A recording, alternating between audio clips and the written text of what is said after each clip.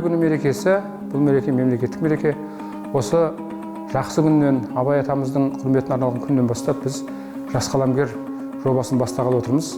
Бұл жас қаламгер жобасының мақсаты қазіргі осы өлеңге, әдебиетке, руханиятқа икемі бар мектеп оқушыларын, жастарды біз бейімдеп, соларға өлеңнің құрылысын үйретіп, ары қаратай жаңағы өлеңнің тереңдігін, танымын кеңейтіп жастардың сондай бағытта жұмыс істеуді бастайық деп отырмыз. Мен өзімнің поэзиядағы, ақындық өнердегі тәжірибемді бөлісе отырып, жастарға өлең дегеннің қалай жазылатынын, өлең жазу үшін не керек екендігін, жаңағы өлеңді тақырып таңдау мәселелері, немесе жаңа өлеңнің құрылымы, көркемдігі, образ жасау мәселелері, немесе жаңағы өлеңнің ішінде өзінің буын-бунақ, тармақ, ұйқас деген түрлері бар, өлеңнің өзінің ішінде құрылымы бар.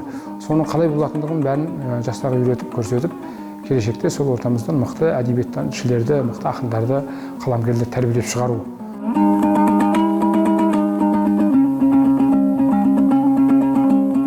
Мәдениет және спорт министрлігінің қолдауымен жас қаламгер деген үлкен жоба қолға алынды.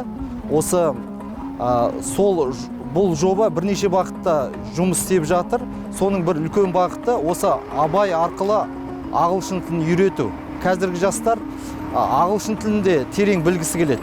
Қазір енді ағылшын тілі, мына Абай атамыз айтқандай, дүниенің кілті қазір орыс тілі емес, негізі ағылшын тілінде болып тұр. Ғылымның, әлемдегі ғылымның, ғылыми жаңалықтардың, ғылыми еңбектердің 80% осы ағылшын тілінде жарияланады.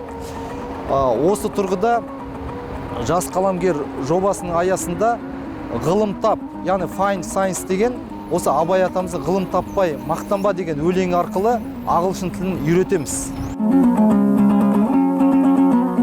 Жалпы мақсатымыз мынау өскелең ұрпақтың ішінен өсіп келе жатқан сондай бір дарынды балаларымызды, талантты жас ұрпағымызды қолдау, оларды ұлы Абайдың жолымен, жыралығы Жамбылдың ізінен өсетін осы балаларды тәрбиелеу, олардың сол жолда жаңағы өздерінің жолын табуына мүмкіндік беру болып табылады. Сол себепті осы жобаның аясында драматургия, поэзия және проза жанрлары бойынша қазіргі кезде оқыту мектептерінің жұмыстарын жүргізу жоспарланып отыр.